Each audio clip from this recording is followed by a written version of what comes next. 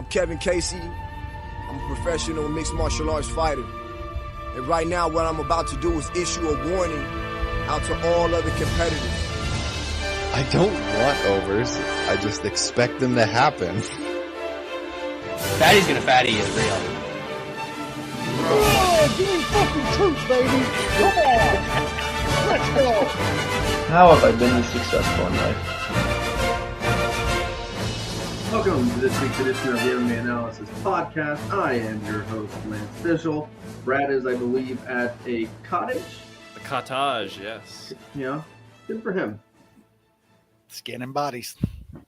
What do you do? What does he do at this cottage? Just hang out? Drinks. He kidnaps women and skins their bodies. Like he's been doing it for years. In peace and quiet out in some forested areas. That's cool, I guess. Yeah. Floats on the lake. Just drink beer. Just drink beer all fucking day. There is nothing like being on a lake on an inner tube with another inner tube next to you with a ice fucking cooler full of beer. I prefer a couch, personally. Maybe a chair. You are a couch person. You got to touch grass and water every now and then, dude. Like, I play golf a lot. Well, there you go. That's good. I'm playing Saturday and Monday because, holidays. So that's Played good. Saturday. Nice. Love your wife, Lance. I take Shane with me. So it got a good one. Yeah, I take Shane with me. So she hangs out with Ella. I take Shane. See, that works. That's a get out of jail free card right Shane there. can hit some bombs. He loves it. Anyway, yeah, it's gonna be hot though. It's supposed to get 100 here this weekend. I don't know what that is in fake temperature, Shaun, but that's really fucking hot. They did the NASCAR race last week down there and did it at night on a Sunday night because it gets so fucking hot in Nashville this time of year. It gets hot here. Dude. It's like the 38 same. Fahrenheit or 38 Celsius. That is Plus the way too humidity. So this week we have like a heat advisory because the feels like or whatever. I think it's going to be like 118 or something on Saturday. Something That's crazy. what we do here. pretty I'm sure it was playing like low golf. 50s in Texas like last week or some shit like that. Like Texas Okay. Texas gets fucking triple digits all the time, but it's still different. Like it is like it's dry heat. it's different. People do not realize come to the South, Midwest South area here and get in 98 degrees here with 100% humidity and a 70 dew point. Tell me which one feels worse. 110 dry or fucking 98, 100% humidity. Yeah. There's I mean, a big right difference. now at night, it's still the humidity is 85. So it feels like 85 degrees right now at Just go out and 8:15 you feel at like night. you're just sweating. It's gross. Yeah. Oh, it's horrible. It pretty is much. fucking horrible. I'm playing Saturday when I'm playing. It's going to be 97 degrees out, so it might be a little bit tough. But man, you get the drives roll out an extra 25 yards. You're hitting a bunch of It's dried wedges. out. Worth the, it. the claws go down twice as fast. I mean, Yeah, true. transfusions. Yeah, it gets there, man. It shit's knocked me out one time in my life. I've literally passed out one time in my life. I was still pretty young too when it happened, but it was like 07, 08, and we had a massive heat wave here where it was 100 with that humidity. Felt like 115 and shit. yeah. Yep. Yeah, it's gonna be hot this weekend. It's gonna be good. No thanks. No thanks. Anyway, so we had some fights last weekend. Pretty okay. Let's say they were they're all right. Main card was decent, but we'll quickly go through the prelims. Prelims sucked. They were not good. The prelims were not good. One of the worst fights ever to kick it off. Literally one of the worst. Consensus winner worst fight Winner. ever. Yeah, I bet it too. Yeah. Everybody bet it. I was the prelims. I was fine with them sucking. I had my boy on the big screen TV. Well, Keegan Bradley on the big TV, and then we had the fight in the middle. But that's got to be the biggest bet we've ever. I mean, 110 to 1. I didn't get 100, but I got 99. 80. I got 80, and 80 is right around one of the biggest odds bets I ever hit. I hit a NASCAR winner last year that was 80. Yeah, but that was nice, bro.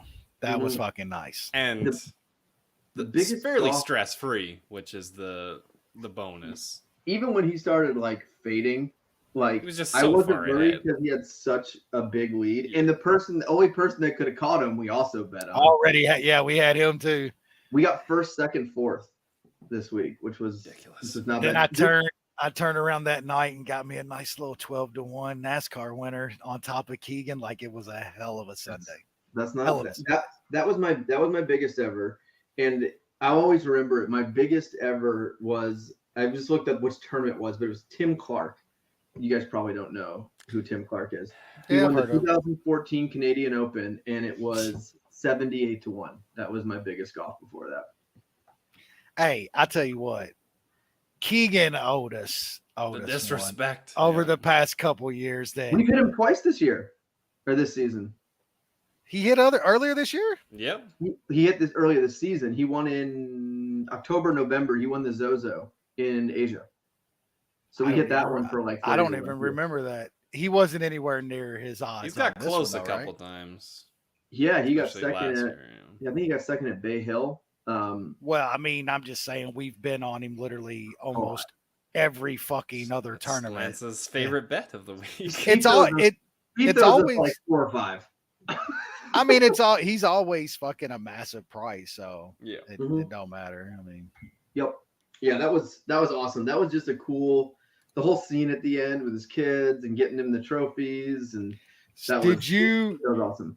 Did you see the video to where he took the trophy? Have you seen that? Yeah, and he did the Ben Affleck quote, like, "You're gonna have to come get it." Yeah. I'm at this address. Come take it. Yeah, he's like, I'm keeping this fucking trophy. Yeah. That was awesome. Yeah, that was a fun one. I mean, I've had, as you guys know, I think I've had 12 or like over 12 second place this year. And if you don't bet on golf, that might not sound like much, but you're talking about 125 guys in a field, and if you get second a dozen times when you're holding on to 25, 30, 40, 50-1 tickets, it's pretty frustrating. So it was good to get Keegan home after a bunch of close calls lately. It's been a lot. I've gotten Keegan, but I got Brooks to pay me back a few weeks ago, which in the US Open? hit nice. Yeah, after losing to Phil fucking last year at, I think it was the PGA that Phil beat him? That was year before that. That was the year before that. We were together. We were in fucking Indiana. Yeah, the casino. I had like Brooks 50-1 or something fucking that year. Was going to win like $1,500. I had him too. Yep. Yeah, he paid me back a little this year too. So golf is even out of all the seconds we've gotten, which has been a lot this year. I'm still up this year, which is crazy because I've literally gotten like a dozen seconds, and I've still hit enough outrights. I think I've still hit like 7 or 8 outrights this season. So I'll take it. Yeah, another tournament every week. It's the beauty of golf. Detroit, I'm feeling this week. I think we're going back to back. I'm feeling it. All right. We'll talk about the prelim drill quick. Like I said, nothing super exciting. I don't need to read them off. Do you guys have any thoughts overall? I think for me, Dumas, big win, plus 150. So it was great to start the card that way. The Embers decision was absolute dog shit. Trevor Peak sucks. Don't care about Zalgis. Rebecca looks good. Randy Brown and Magny had that parlay. I was happy. Boring fights, bad fights. Yeah. Yeah, muted What's yourself. Wes. You went full I'm on mute Zoom guy. Did the last time we recorded with him too. Dumas is one of the worst fights you ever see, but goddamn, that price was insane. Jack Jenkins, that fight was an absolute fucking train robbery. That was horrible. That was good. Trevor Peak. Look, we can all enjoy a good just throwdown.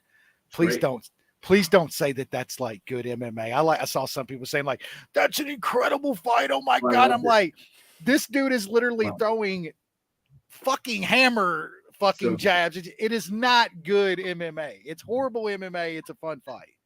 Yeah, it was so awesome though. I mean, I'll take that over most of these. Like, I don't remember 1 second of the Van Zalgis fight. Like, I looked over a few times, but I was like locked in on my boy, and I don't remember a single second of it. I will say though, with that fight, not very memorable, but Josh Van is 21 years old against Yeah. a pretty durable vet guy. That kid might be good. Like that kid legitimately might be a talent. I thought we was going to get Robertson one time. I think she got him one sub attempt, and it was a huge price and got laid on the other fight. Who cares? Randy Brown was one of the best parlay pieces on the entire card. I am shocked that he was minus 200 against 185-pound fucking turd man. Like, yeah. I think I had Brown and Magny parlayed, and then I had someone parlay. Who did I had someone parlayed? I had Brown. I had Brown. Yeah, I had Brown Topuria, like massive. Yeah. Fucking I had Brown, massive. Magny, and then Allen Topuria, I think. Yeah. Smart bets by smart people. What did you bet? Like Wellington turd burglar? No, I had the dumbass because, of course, it was consensus. I took the under in the Van Zalgas fight because just throwing a dart, so that's smart. Just really leaving it out there. Full row by TKO. I thought he would actually, throw some strikes and. Why would you think that? Because history says he won't. Hey, I bet Phil Rowe, and that I felt like an idiot about 3 minutes into that fight. It was close. Dude, just throw.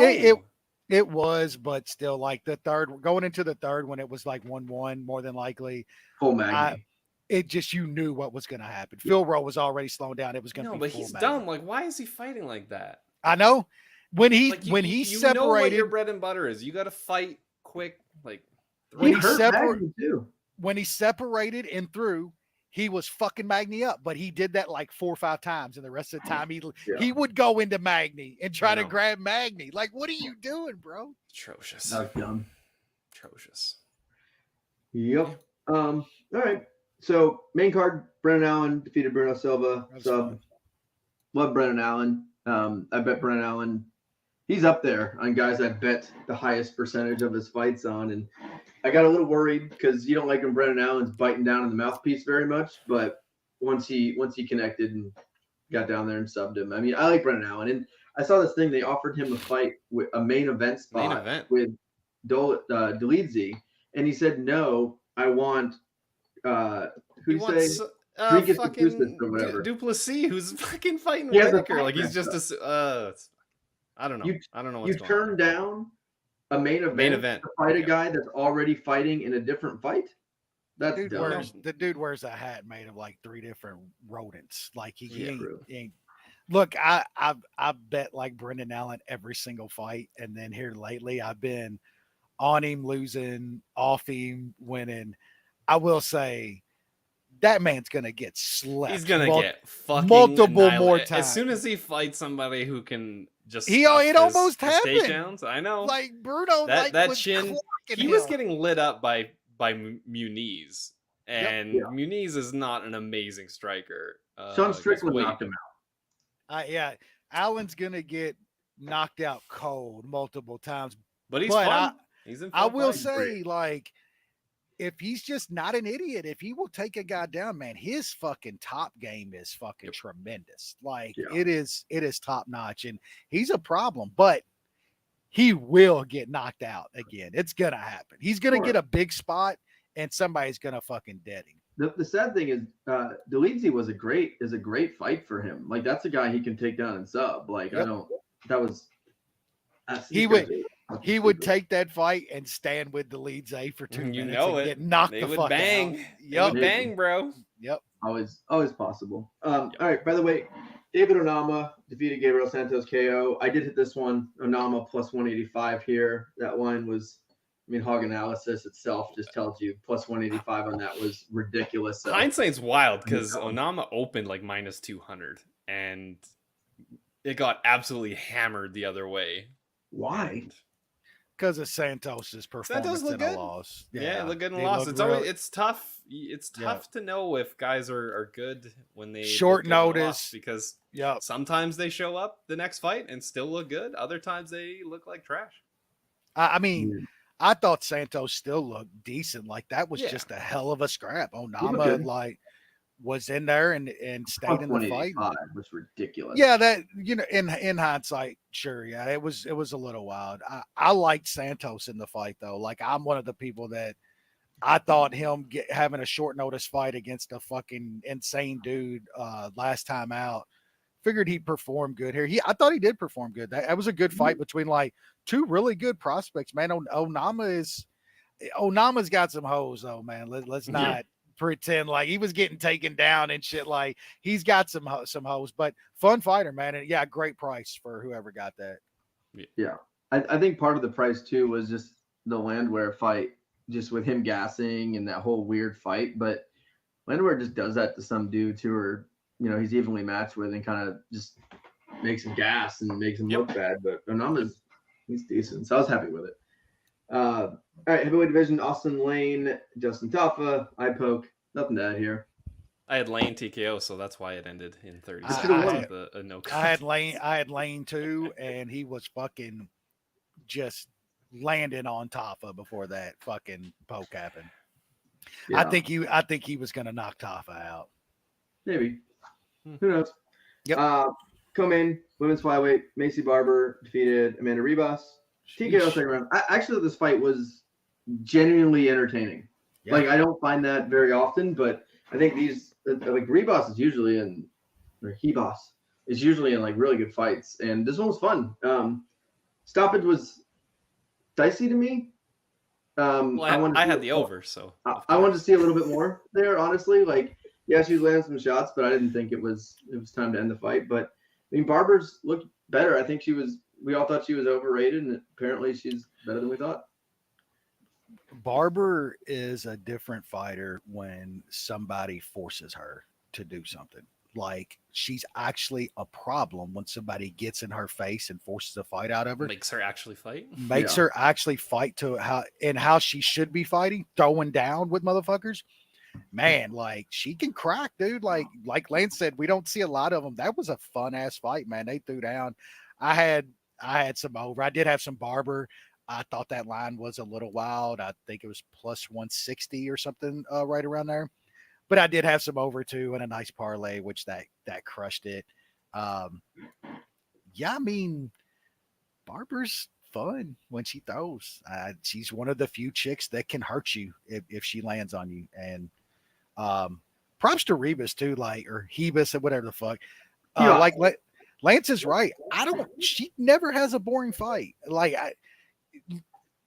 Rebus is a little, you can tell she's fucking a little nutty, man. And she brings it out of some chicks.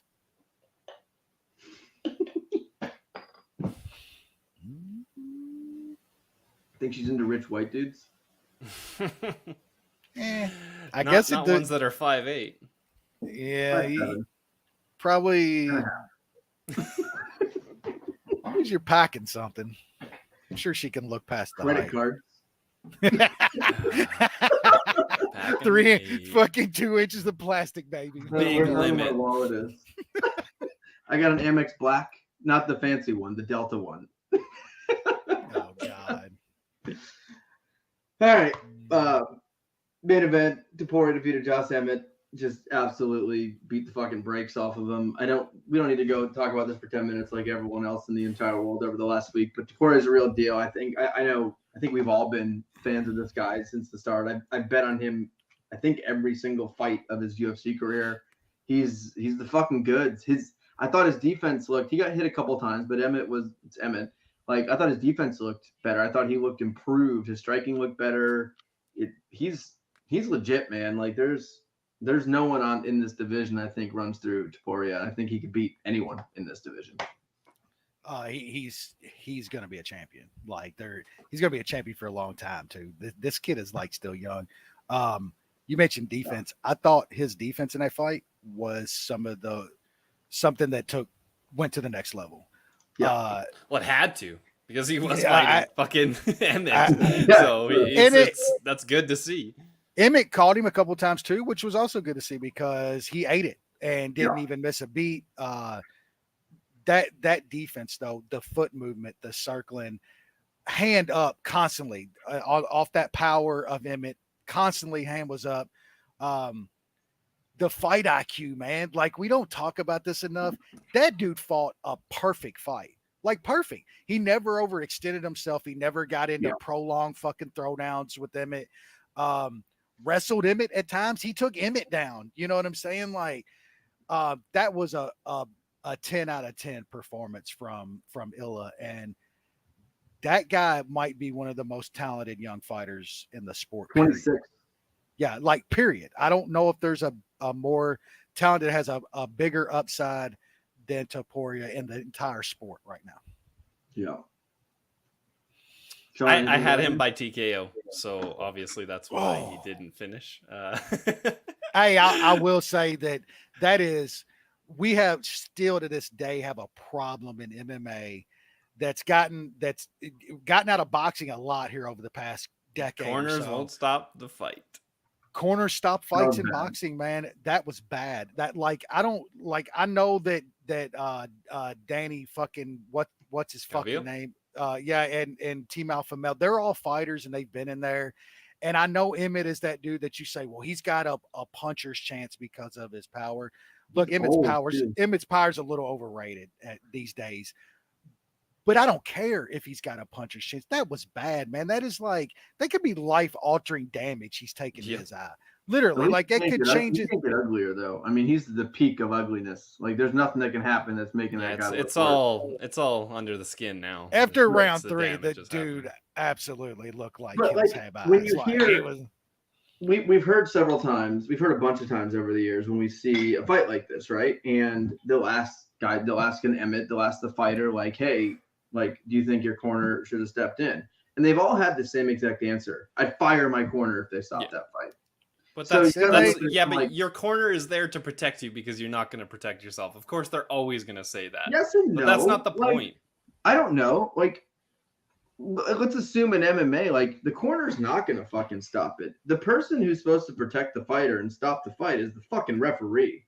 That's his job. There was how many times in that the doctor too should be fucking, like, that doctor that looked at him and the doctor asked him, and then the doctor said to fucking Arbor, whoever it was, he's like, he said he wants to fight. Like, who cares what he fucking says? He's concussed, motherfucker. Yeah, and like, we blame the corners, and I get it, but, like, the corners just are not going to stop the fight in MMA. And I think the other difference too is, like, in boxing, if the corner doesn't stop the fight, the guys legit could die. Like, they could actually die that day. They could get brain swelling, brain bleed, all that stuff. It's not going to happen in MMA. It's like kind of the long-term type thing, and we're just not going to see it. And if a referee should look at it, a fight like that, they got another situation. Emmett's fucking done after that third round. It's ball game, right? We're in the fourth round. There was times during that round that they could have stopped it, for one. They're just anytime at the first, they need to be looking for first flurry in the fucking fight, get it out of there. And then in between the round, it should be the referee going to the doctor and be like, I don't think this looks good. Can you take a look? They did that after the ref did do that after the third. They brought the doctor in. The doctor himself. I don't, like, the doctor literally asked Emmett, do you want to keep fighting? Emmett said, yeah. And he looked at the ref and said, well, he says he wants to keep fighting. Like, of course he's gonna say he wants to keep fighting, motherfucker. Who ref that fight? I don't remember. I want to say it was Tyone, but I'm not positive. But, like, if he wants the doctor to stop the fight between the third and fourth round happens, first time there's a solid punch, just fucking jump in. I get all that, but the last line of defense should be the people that know you best. Like, that should be the. It was Goddard reffing on Saturday, but that's why they don't stop it, because they know them best. Josh Emmett, 38 years old. He still thinks he can land a bomb in the fifth round and win the fight. And it's his last chance to get up back to a title fight. That's what they're thinking. They look, I get that nowadays it's almost like fighters are almost like property and numbers to gyms, and they're a dollar figure and stuff. And I they don't personally know these guys like they used to back in the day when guys grew up training with each other for years and years and years. I get like what Lance said, that fighters that say, if my corner would have stopped that, I'd fire my corner and shit. I ain't no bitch. I mean, not if you got you're blind in your eye for the rest of your life and shit. Like, you're not going to feel that way if that's what happens to you. At some point, maybe this changes. Emmett should have never walked out of there after that third round, whether it had been the ref, the doctor, or his corner. that guy got some long-term damage out of that fight. That's Florida, baby. I think that's fair. At the same time, for me, and not to sound heartless, I truly don't give a fuck. Don't give a shit. Yeah. There's just nothing I care about less than the long-term health of Josh Emmett. He signs up, he does it, he has a corner, he can quit, he can do whatever. It's the whole thing. I don't lose sleep over it. He's fine. He'll be okay. I don't lose any sleep over it or really necessarily care, but if Josh Emmett would have like I've watched boxers in fights that have literally died days later. Yeah, that's not gonna happen. And I feel bad after I've watched that and a dude fucking died from a fight I watched. It does make me, if Emmett would have had like a brain bleed and been in the hospital after this on life support, I'd have felt a little bad for the Then I would have felt bad, but he's fine. He's still ugly. But we never know when that's eventually gonna happen, you know. I don't know. But I feel like it would have happened by now. I turned down an invitation. With MMA, it is definitely 10 years from now. Shit, like with MMA over boxing, it's later on down the line that these guys are going to. But it hasn't happened yet. What happened? Worry about it when it comes, I guess. No, anyway. I don't think anybody could ever take enough damage in a 5-round fight like that to where you're gonna die that night from a. Yeah, it's just Frankie Edgar's he's still ticking. He's good. He's died like 4 times. He is for now. Yep. All right. We'll move on to next week's card, which I just don't give a fuck about.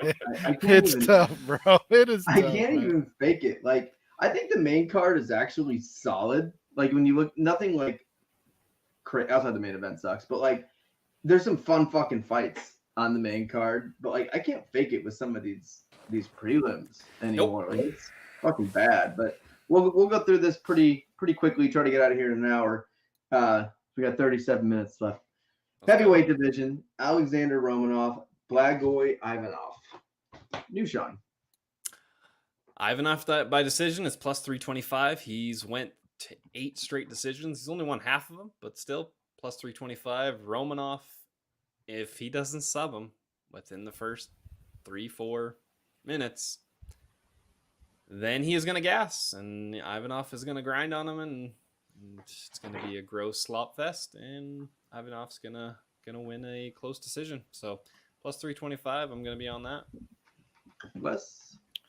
Yeah, don't have too much to add to that. I think Romanov got really hyped and is a little bit overhyped now. And if he doesn't get Blago out of there in the first few minutes, I think we've seen now that Romanov is a gassing motherfucker, and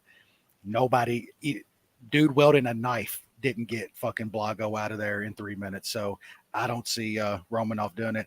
I like Blago here. I like that Blago by decision, Blago money line, and the over 1.5 is getting hit hard, but I still think that's a pretty good parlay piece at this point. This is going to cruise over 1.5. He got stabbed? I didn't hear about that. They've never mentioned that in a broadcast. Never. I don't know where I read that. It had to have been some like obscure fucking fighting magazine because I've never heard it mentioned on the broadcast. Yeah, no one mentions that. Who would have thought? Anyway, I get where you guys are coming from. I think Ivanov is the right pick here based on the line. He's a slight underdog. I wish it was a little bit higher. Romanov's not very good. If he gets on top and gets dominating position, he can obviously finish. And I think there'll be some tense moments in those first 3 or 4 minutes for Ivanov. But if he can survive that, I think he's home free. But I don't know. Probably not going to bet that one. I don't give a shit. All right, women's flyweight division. Fuck yeah. Ivana Petrovic, Luana Carolina. New Shaun? Hard pass. Pick the dog and Tout Master. What is the point of this? Wes? Pass. All right. Lightweight division. Guram Kutateladze versus Elvis Brener. New Shaun? Kutateladze. Come on now. Whatever. I don't give a fuck about this guy. Guram he's good, man. You might not give a fuck about him, which is, I mean, I know he's not American, but if he was American and went to a D1 school, you would fucking love this dude. If he was from the real Georgia, maybe he'd have a chance.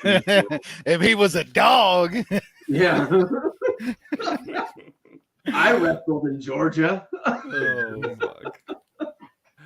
Gorham's fucking good. I think he's very good. He's just went up against some tough guys. He has, man. His first 2 UFC fights, Those are that's gotta ruthless. be, for a guy that didn't come over as like a champion in another org or something like crazy like that. His first 2 fights are fucking nuts.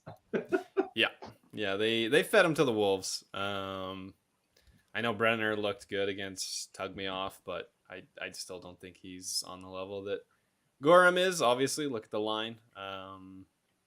Can Gorham get a finish? I don't know. Probably better to look at the over or Gorham by decision at a decent price.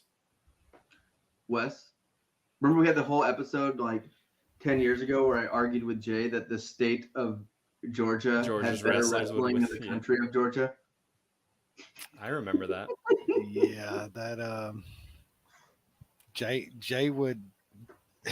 He's got them hot takes. If Jay believes something, man. I think I won the argument. Oh Yeah.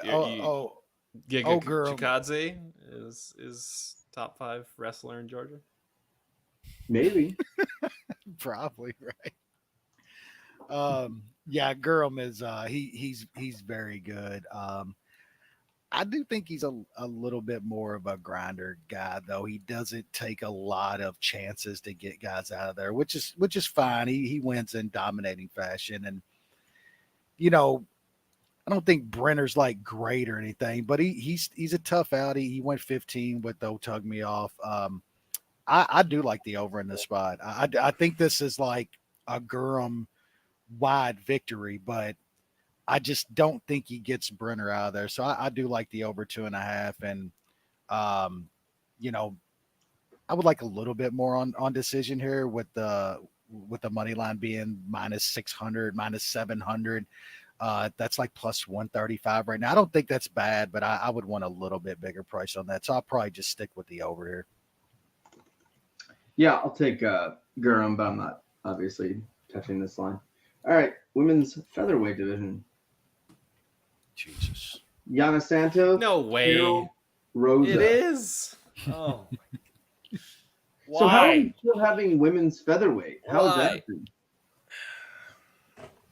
Do they gotta honor some could... contracts or something? No, fuck that. The only thing that makes this fight even more pointless is making it at featherweight, because that fucking weight class does not exist. So it's a complete waste of time. Rosa by grappling. Yeah, I like Rosa in this spot.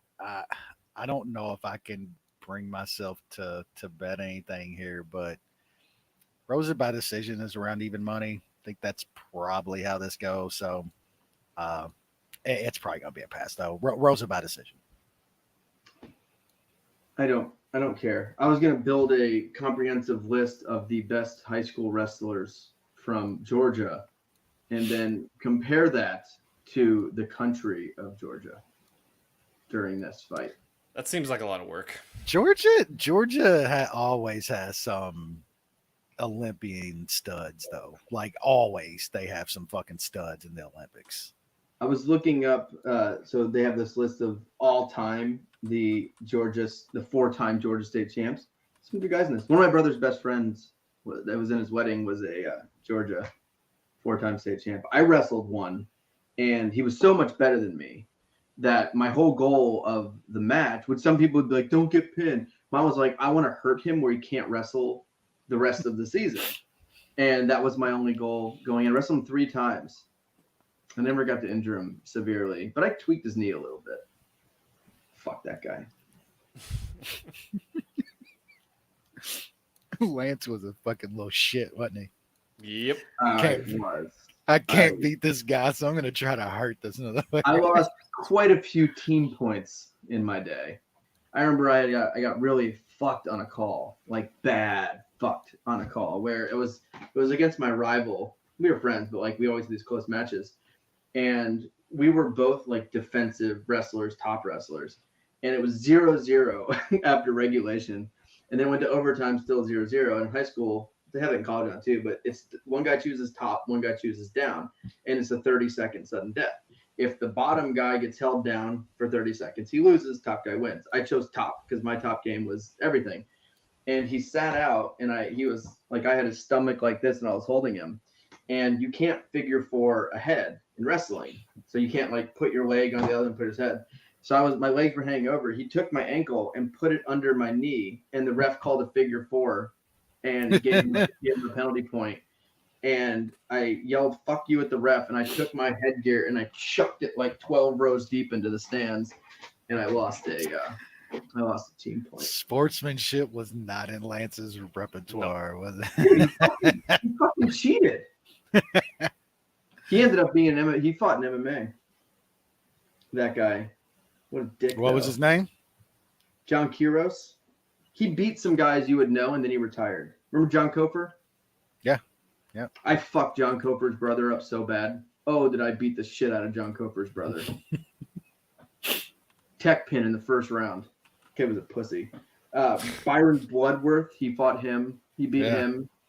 He beat Brian Goldsby. So damn, what did he stop for? Just making no money and shit. Lost a couple in a row. Had some kids. He's a 3rd degree black belt. He's a Brazilian kid, but I love the kid. But he fucking cheated. And I'll take it to his grave. Yeah, John Cofer was a fucking badass wrestler. Badass. He was a couple years. Well, I think he was a year older than me, but he was fucking badass wrestler. Brother Putz. Anyway. All right. Great fucking competitive fight next. Joe Anderson, Brito, Weston Wilson. I think he's minus 1,500. Yeah, this is this Weston Wilson guy is the guy that Twitter was all pissed when they signed him because he's an absolute fucking fraud, and people on Twitter think they should sign real decent guys that they don't have signed or just guys that they have on their roster. Brito's gonna kill him. Wes was pointing this one out before the podcast. Brito by sub plus 200. He's gonna kill him, and so there's 50-50 chance whether you get a sub or a knockout. Wilson's been sub 3 or 4 times. I think you gotta, if you want to play this, roll the dice on the sub. Wes? Yeah, I mean, Brito's gonna finish this dude. It's how's he doing? You're getting like plus 200 on a sub here, and like Shaun mentioned, the guy's got been finished a couple times by sub, and Brito will snatch a neck and shit, man. He will sub a guy. He's not opposed to doing that. So at plus 200, if you want something on this fight, I think that's the way you go. Take a little shot on the sub. Yeah, nothing. I'll take Brito here, but I think he ends up knocking him out. Usually when we have like a complete waste of space fighting someone who's pretty good, he's just going to knock him out, and that's about it. So, all right, welterweight division. Finally getting to some fights. This is where the card gets a little bit better. We have the return of Keith Lee's brother taking on Renat Fakhretdinov. New Shaun. TikTok star Keith Lee's brother. Yeah, it's always fun on Kevin Lee's fights. If you're backing him, you're just rolling the dice that he doesn't do something just absolutely boneheaded, and hopefully the gas tank is fairly full. Skill wise, he's a lot better than Fakhretdinov. I think he can stuff takedowns. He's probably the better striker. You just gotta bank on him doing smart things, which is always a tough thing for Kevin Lee, it seems. But I mean, you can get like plus 170 on him. I think that's worth a shot. Like Fakhretdinov is kind of beating some scabs, and he's getting a little hyped up. He did what he had to against those scrubs, but Kevin Lee, if he's for the most part on, he's a much better fighter and should win here. Wes? Yeah, I pretty much agree with all that. Kevin Lee's the better dude here. Like all around, he's the better guy here. Does dumb shit show up? You know, there's always that chance. You're getting paid plus 180, plus 170. to take that chance. I think this is a spot you have to hold your nose and take some Kevin Lee. Kevin Lee by decision is like plus 380 or something too. I think that line is a little bit wide as well. Fakhretdinov is, I don't think he's great, but he's durable, tough. Kevin Lee doesn't finish a lot of guys, so I think it's probably Kevin Lee by decision. There's going to be spots in this fight to where you're questioning why you ever put a fucking single dollar on Kevin Lee. That's going to happen in this fight, but I think he's the right side at that kind of price. Yeah, I like Kevin Lee here. A little bit worried about being away from the UFC, only fighting once in the last few years. But, I mean, Kevin Lee's good. I think the crazy thing, Kevin Lee is 31 years old or 30 years old, about to be 31. That's crazy. Like, if you would have thought, if you wouldn't have known like how long he's been fighting and since starting the UFC, like, I would have thought he was like 38, fucking 30. So he's not this like old washed up guy. If you look at his losses, I mean, no bad losses when you look at it. Daniel Rodriguez, maybe in hindsight, not as great, but that was obviously at welterweight, and that was towards the end of the contract. The Dubronx, Dos Anjos, Iaquinta, Ferguson, like he hasn't lost any bums in the last several years, and he's beaten the guys he's supposed to beat. And I just don't think this is an easier fight versus what he's been used to in a lot of ways. And I think he can use his grappling. I think he can get the fight to the ground. And I think on the feet, he's not going to get his head kicked in or anything like that. I mean, striking's not horrible or anything. So I think at this price, I think he's almost a must bet. I don't know how he sucked in Eagle FC. He fought once and he won, against Diego. And then Eagle FC hasn't had a fight card. Yeah, then, so he only fought sure. once.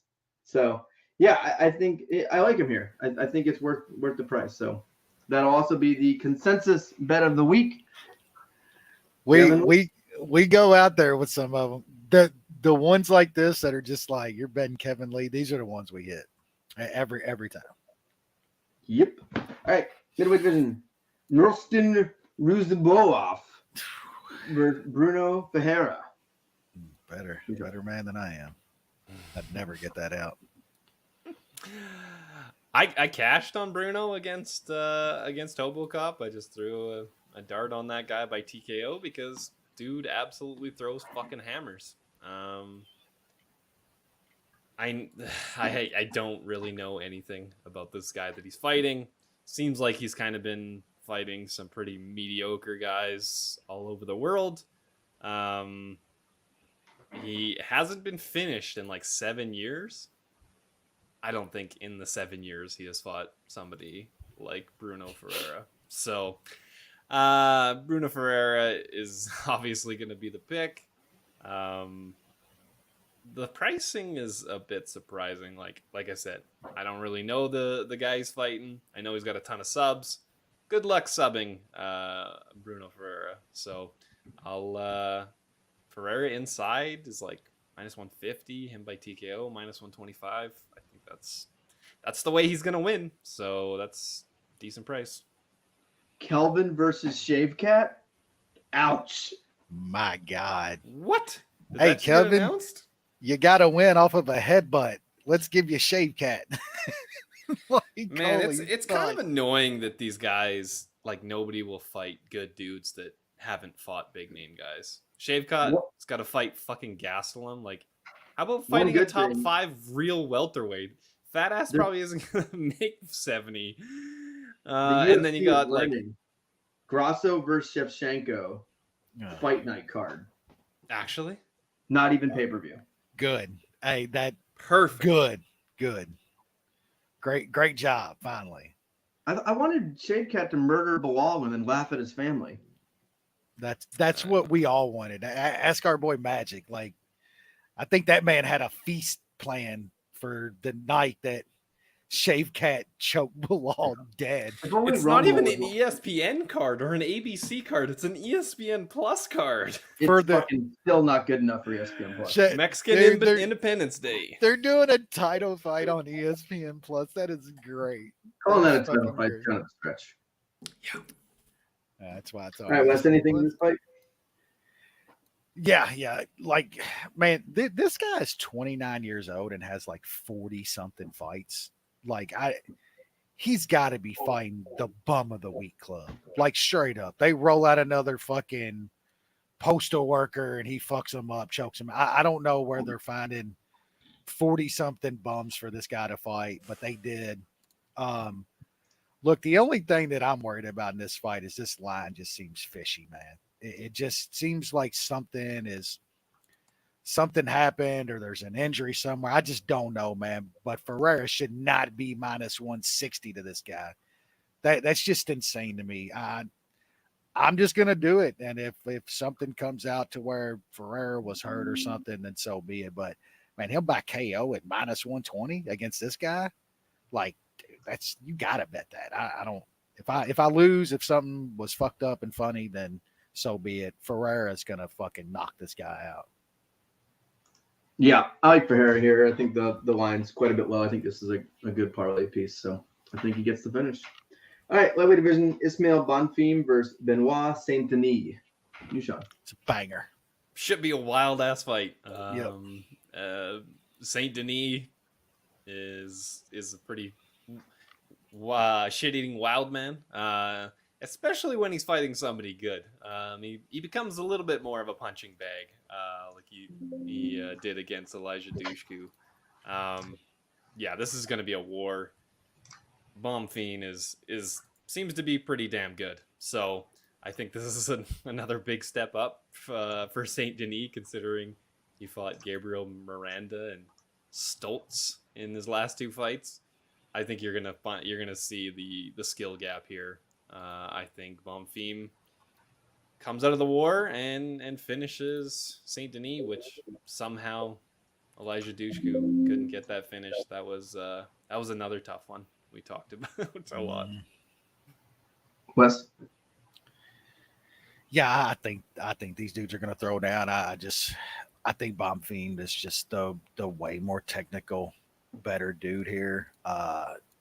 Saint Denis tough as fuck though. He's gonna be in it, probably gonna land his own, but just think over time of this fight, Bonfim's gonna land the bigger shit and eventually get Saint Denis out of there. It's starting to get a little juicy, but I like under 2.5 here. I think Bonfim's gonna get him out of there. It kind of backs you up in case Saint Denis lands something and the craziness happens. Bonfim by KO, I believe, is even money or something like that. I don't think that's, or is it inside the distance? Yeah, Bonfim inside the distance is around even money. I don't think that's a bad bet either, but I'm just going to roll with the under. Hopefully it doesn't get hit too much more before I can play it. Yeah, I like doesn't go here. I think someone's getting a finish. It's pretty juiced. It's a parlay piece. I think it was like minus 250 or no 150. I think under's like minus Under 140 and stuff. Yeah. Oh, I was thinking of a different fight. Yeah, minus 150. So I'll probably end up playing that straight. I think someone's getting a finish. Saint Denis kind of go out, die, or don't die and put someone away. So I think it's worth it's plus 140 on the 1.5. I'd rather lay the juice and get that extra round there. So I think at 2.5 plus minus 150, I think it's worth the stab there. So I'll be on the under. We get to skip one. Women's flyweight, Lipski, Gatto, new Shaun. No idea why this is happening, and especially 6-fight main card with this on it. Why is this on the main card? What time is this? Lipski's hot, so I gotta put her on there. I think it's a 7 o'clock. 7 for the main. Yeah, it's a fairly normal start time. It's actually kind of early. Prelims are at 4. Yeah, prelims 4, main 7. Yeah. Yeah, I don't care. I guess I'll pick Gatto. Ugh. Sweet. Probably pick the dog. I was looking at maybe betting the under at plus money if I want some action. And you always do. I don't care. All right, welterweight division: Max Griffin, Michael Morales. You, Shaun. It should be a decent test for Morales. Max Griffin he's not the easiest to look good against, so I think he will will have to get tested here. But I think Morales is the better fighter at this point, and probably doesn't get Griffin out of there just because he's so durable. So it's going to be Morales by decision. Yeah, I think this is going to be a really, really good test for Morales. Max Griffin's always really good in the first couple rounds, man. Like, even when we've all been on him as a nice dog in a spot that we like, dude is always winning for us and fades late and finds ways to lose that third round bad. But he stays in fights. He's a tough out. So I think it's a good fight for Morales to have a little bit of adversity in the first round or two. And then if he can show he can stay in the fight, he could start styling later in the fight, second half of round 2 and in the third. I do like the over here, though. I think Max Griffin is tough enough to stay in this fight and give Morales a good, tough test. Morales by decision is around plus 165 in some spots. I don't think that's bad. Morales is a parlay piece a little different, though, because I do think this could be a kind of tough fight for him. And if he finds a way to lose a third round here, that's some hella juice to be laying against Max Griffin, I think. Even though I do think Morales gets it done, but I'm going to stick with the over. I think this is a 3-round good back and forth fight. Morales takes over late, wins the fight, and moves on with his career. Yeah, I like Morales here. I think the line's actually okay. Max Griffin's not good. He's tough. Yep. I think there's going to be a skill gap here. I think there's going to be a power gap. I think Griffin's tough, but Morales is young up-and-comer, and eventually guys aren't as tough anymore. Eventually they lose it a little bit. They can get hurt a little bit more. He's 37. He's getting to that age where things are going to start hurting him. Things are going to start putting him away. And I know he hasn't been finished but once, but like Morales, you never know. He's a young kid coming up. He's finished a lot of fights, and eventually that chin goes. I don't know if it's here, but I do think Morales is just the better technically skilled fighter. He's younger. He's better. I think the line's very fair. I like Morales in this situation, and I'll definitely be playing him. All right, let's now move on. Co-main event, lightweight division, Damir Ismagulov versus Grant Dawson. I like Ismagulov here. I know some gentlemen on this podcast are very happy about that, so you're welcome in advance. It is always concerning when guys, retire and then obviously walk it back fairly quickly. I think he's going to be able to stuff a lot of these takedowns, and if he does get taken down, he's going to get back up again. And when this is on the feet, this is a pretty big mismatch. Grant Dawson got outstruck by Jared Gordon 2 fights ago. But if Grant Dawson gets takedowns and gets top control, then he's gonna win. But if he doesn't, he's gonna get fucked up on the feet. So I'm placing my bet on Ismagulov stuffing some takedowns and being the much better striker on the feet. Wes? I don't think Ismagulov's ever thrown enough punches in a fight to fuck somebody. That is a concern. That is a concern. The volume is a concern. Big concern. Because I do think, Grant Dawson's path is absolutely to get a hold of Ismagulov, do that cage clinching and shit. I think he's going to be the bigger, stronger guy. And on the mat, it's just different. I think it plays out that way a lot more. Ismagulov just doesn't throw enough. I don't think he's going to have the volume to outpoint Grant Dawson in this fight. So at even money, I like Grant Dawson in this spot. Dawson by decision, there's some plus 230 out there, plus 240. I think that's a really good price because this is probably going 15 minutes. So Dawson for me, I think he wins a 3-round decision. I like him by decision as well.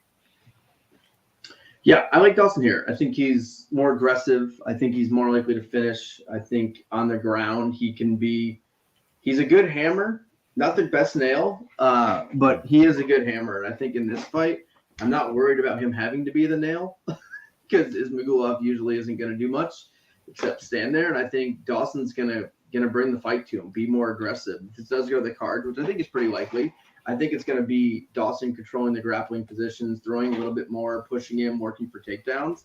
And I just think Dawson's going to be a lot more active and aggressive here. And I like this at a pick 'em. I think Dawson has found something. If you take the Ricky Glenn fight out, I think we'd be all a little bit higher on Grant Dawson if that Ricky Glenn fight didn't happen. I feel like it was just one of those fights he gassed out and he had a bad performance. If you take that out, we're talking Dawson as a pretty top tier type of prospect, and that fight kind of changed a lot of people's opinion on him. He's still not even 30 yet. He's had some good finishes. He's had some good fights. He's beaten some decent dudes. No one great. This would be a good win for him, but yeah, I think at -110, he's worth a stab here. So let's now move to the main event. Shaun Strickland versus, not going to attempt to say his name, you, Shaun. Why is this guy in a main event anyway? Because It's pretty wild. It's pretty wild. wild. I Shaun, don't, like, this guy has some hype. I don't really get it.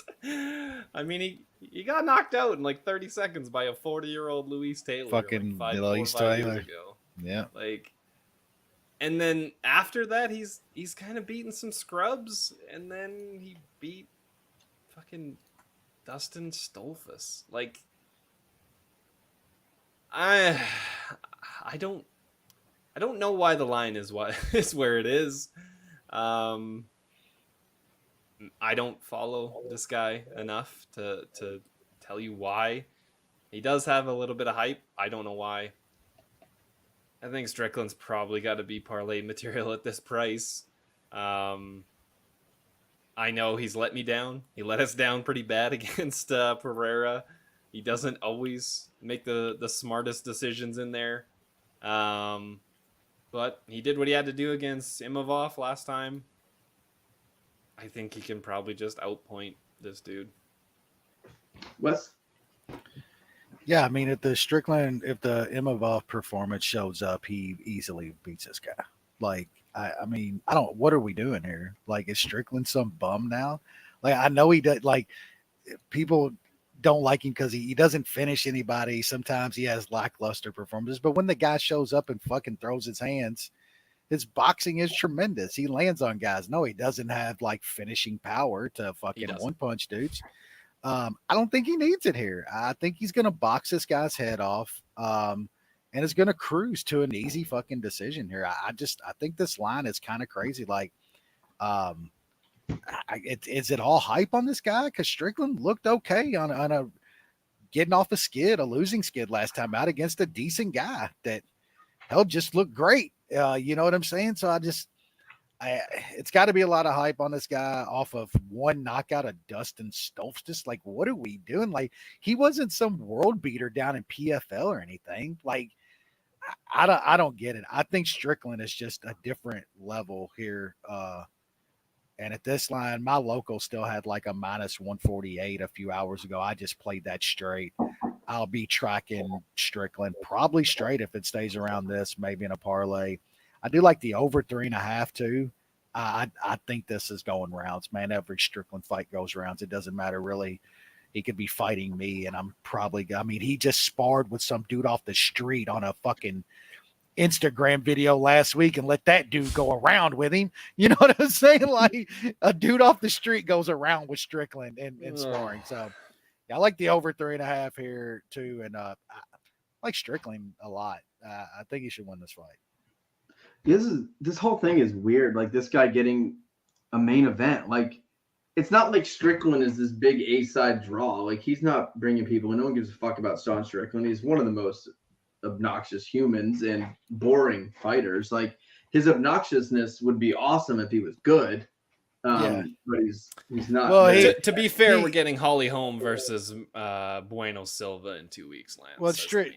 Strickland went full MAGA chud today, or we'll just say full chud today, and was like, get the women back in the kids. Like, but he can't. He's not half of Kobe though. He can't even do the shtick well. If you're gonna do the bit, do the bit well. He's an idiot. Yeah. He's just not. He doesn't have the charisma or the intelligence to get a bit off. Trying. At least he's trying. Good for him. But Abe is like, this is a guy that, like you said, got knocked out. That was he's only fought 3 times since Taylor fucking murdered him when he was like 50. One dude was 0-0 who he fought. He took several after he left PFL. He fought a couple bullshit fights, took several years off, came back, beat Stoltzfus, who's not obviously a UFC caliber fighter, and he's in a main event after another 9 months off. Well, it looks like very strange. He was supposed to fight Muradov in March, and that got canceled. So how did it go from fighting Muradov to getting a main event against Shaun Strickland? The whole shit seems weird. Yeah, he was supposed to fight Meerkat, then Muradov, and then now he's ended up in a main. Talk about failing upward. Holy shit. Like, there's got to be someone in the UFC middleweight division that they could have put here in a main event. But anyway, for the fight, I think Strickland's going to just do what he does. He's going to keep this standing. He's going to box him up. I think he will be able to keep the standing and box him up. He's going to throw more volume. It's going to be not very fun to watch, but he's going to get a pretty lopsided decision here, and he'll say a bunch of really dumb shit on the microphone, and then we'll move on to next week's card. Is next week's card better? UFC 290. That's a good one, pretty ain't good. Bo Nickel's back. Yeah, that's I think good. we got a good one next week. Yeah, that's God. I thought I bought a pay-per-view. Oh, you do man. all the time. Oh shit, that's Volk and Yair, and that's that's fucking Pantoja time, baby. Let's go. That's next week. I'm gonna There's miss some violence on that card. I'm gonna miss the pay-per-view coming up that I saw. Bro, we UFC got 92. I'm gonna miss. that is Whittaker and do. Oh my goodness, man! Hooker and Turner, Lawler. Yeah, they're giving us some good damn. fights that week, and we are protesting the next week and not doing a podcast for fucking Holly Holm versus Jack Silva. Dilla and Sean. I'm gonna miss 292, and it's so good. This Sterling card is O'Malley, fire, man. Font Yadong, like that makes Shit, it. My boy Petroski. 290. What are you is doing for fire. 292? August 19th. Are you in Vegas? What are you doing? It's my anniversary weekend, and me and Helena are gonna do a couple nights at Opryland. Lance, motherfucker. Next weekend's my fucking. Damn it. Lance, that Nashville card is like shaping up to be really nice. It's gonna be the first one I miss, and I'm like gonna be in Vegas. I think it's the first Nashville card I'll ever miss. I think I've been to like all the Nashville UFC Same. cards. Yeah, I've come down there with you for like every one of them. I'm going to. I'm gonna be. I have a 48-hour Vegas trip that I have to take the first week of August, so I don't get back until like 6-7 p.m. Work. That's horrible. 3 Vegas trips in 1 year. Not good for the soul. I'm usually good with one. Like I get it out of my system. I go out there, and especially with like every shit's legal, all kinds of shit's legal everywhere now. Like you don't necessarily have to go to Vegas. It's just a sports book atmosphere. 3 is a lot, dude. The Circus Sportsbook is life changing. It's to hang out with the guys, get absolutely plastered, and you know, it's gonna be awesome. Watch Lance fucking lose a bunch of money on the craps table. Like, when are we gonna have a run, bro? When the fuck are we? I ain't been out there with Lance on a run yet. Every time around, I got to get away from Lance and go roll dice. I only win money on sports bets and just give it all back on the craps table or blackjack or whatever. But it's our time. I'm not going to gamble very much when I go in August. I'm playing golf. I'm playing TPC Vegas while I'm there. Oh, we're gambling in October. That's all. The fall trip is when we just get that's it. Chips are on the table. I can't wait. But all right, that'll do it for this week. We will be back next week for a big card with the pay-per-view coming up. We appreciate you guys listening. We did keep it in an hour, so fuck you all and have a good week.